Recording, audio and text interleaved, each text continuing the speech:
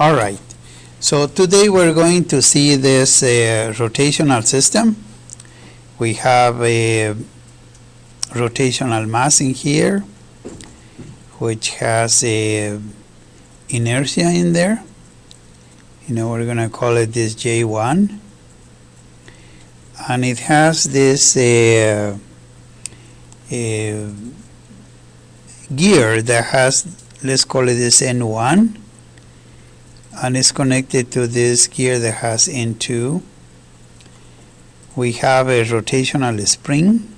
We're going to call it KT like this. And this, of course, would be J2.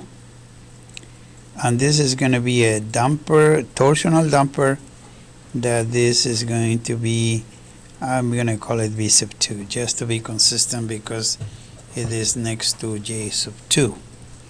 And of course this is a reference where this is the wall with the theta of the wall equals theta dot equals to 0.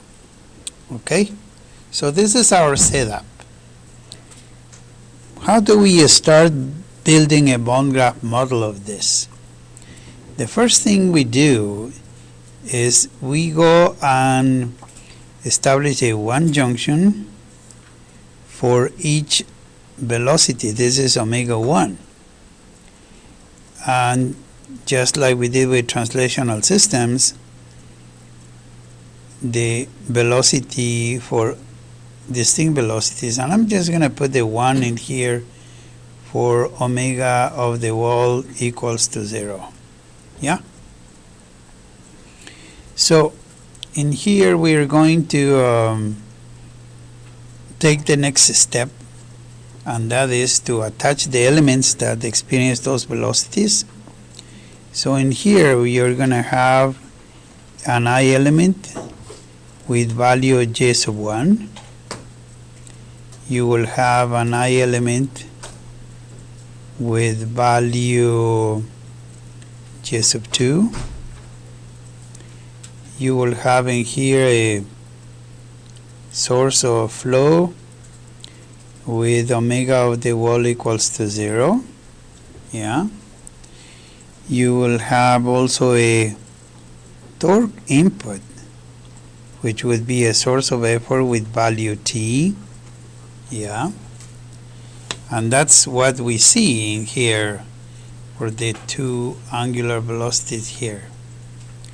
So you see in here, do we notice something different here? This would be omega 1. This one, of course, is omega 2. But this, I think I'm going to call it omega 3 here. Omega 3.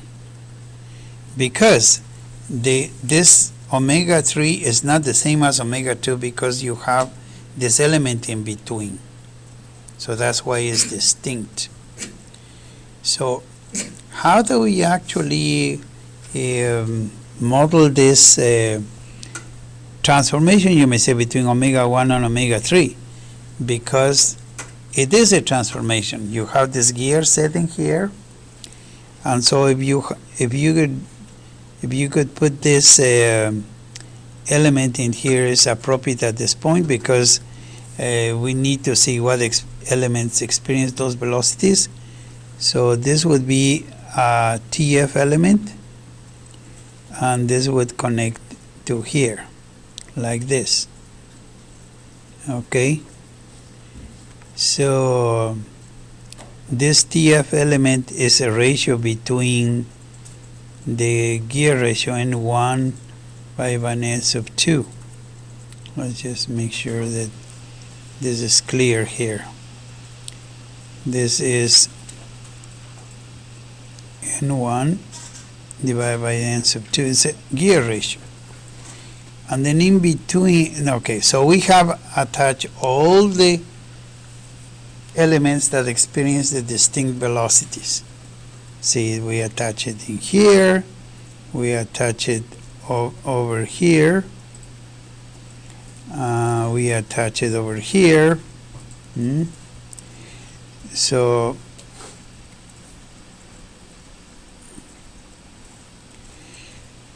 and we attach it over here as well. So what do we need to do next? We need to write the zero junction for each element that sees the difference. Like in here, we establish the difference between omega 3 and omega 2, and we have the C element in there.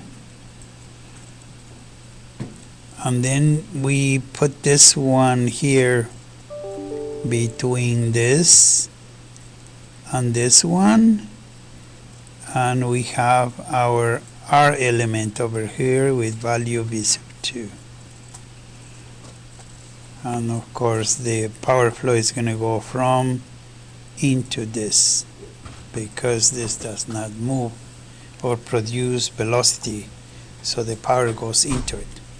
So this is the bone graft model that we have of the system that we propose in here. I like doing it on top of the physical system in here. So just to remind you, perhaps the steps that we did to do this, we could write and summarize them. What was the first step? Okay, the first step was to recognize the elements that you have.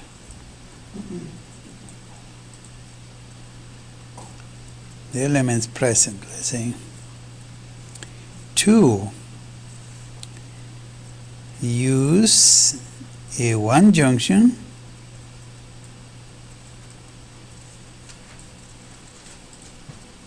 for each distinct velocity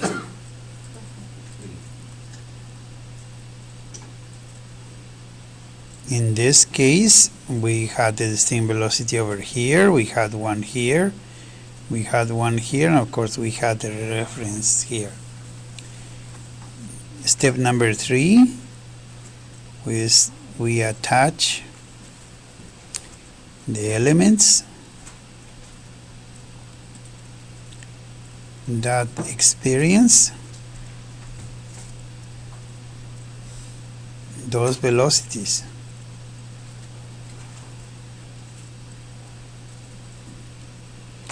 And 4, we say use a zero junction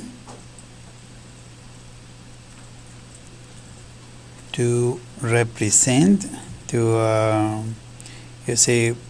represent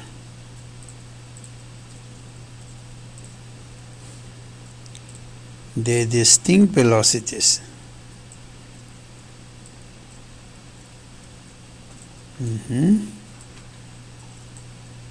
And the last step that we did was to attach the elements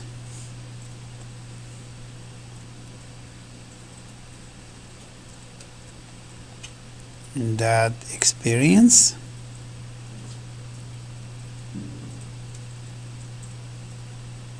those velocities. This is the basic procedure that we use.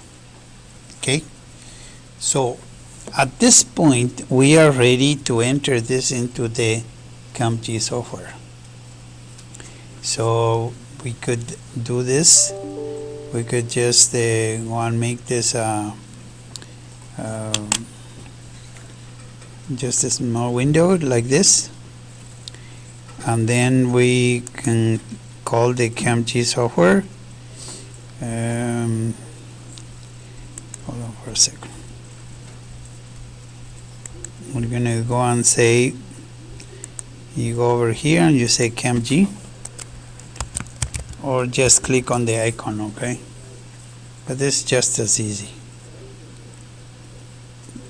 And then we're gonna say, okay, we're going to do a new file. We're interested to do a new file. Right here, new file. And of course we can move this a little bit in here. This is the other window, communication window. So right here we have the bond graph on the left hand side, and I have the QMG software on the right hand side. Okay, so just to give us some room in there. Okay, so we are going to go here and say we need an SE element. We need an SE element in here, and then you say, okay, this is SE, and then we have a 1. So in here we don't need a particular setup procedure, except that we need to follow what we are transferring it from the bond graph model into the program. And then we have a TF element in here. So from here to here.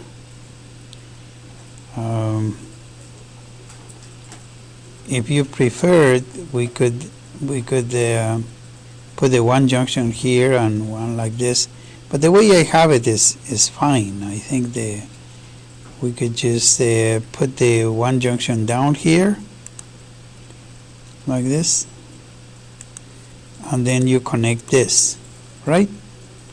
This is just as good. And then we have the 0 here, and then we have the 1. Like I said, when we were generated the bond graph model, we worry about doing those steps in a sequence in such a way that would lead us into this without much of a problem. And here you see, I realize I have a little problem here. Instead of 1, I put an I in there, so let me correct that, because that would not allow us to complete our bond graph correctly. So this is the 1 right here, and you see it didn't hurt. So, and then we corrected it. So we have a C element over here, right there, and then we have the I element on this other one right here. Yeah, and then we have the 0 like that, and then you have the R element in here. Could you have just done the C instead of the 1 on the C? Could you have done the C instead of the 1 and the C? Yeah, and here we can use just 1, because this is called through power, means it really doesn't make that much difference. These two bonds are exactly the same, because the two flows are the same, but because of the summation of the efforts are also the same. So you can simplify that. But let's leave it like this for now. Okay, so in here we have this, and then we have one last element to be concerned about. This flow element in here, from here to here.